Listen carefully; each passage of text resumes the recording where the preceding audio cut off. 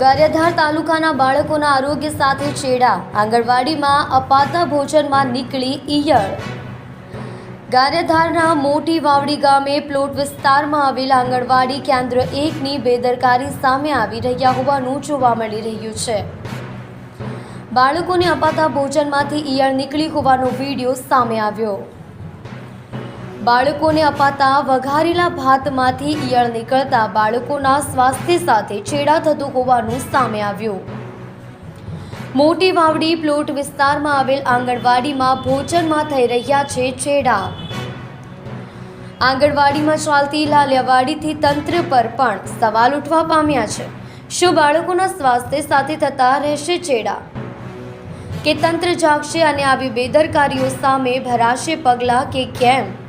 શું આવી ચાલતી લાલિયાવાડી પર અંકુશ રાખવા નિયમિત આંગણવાડીની મુલાકાત કરશે કે પછી આવું ચાલતું જ રહેશે તે જોવું રહ્યું।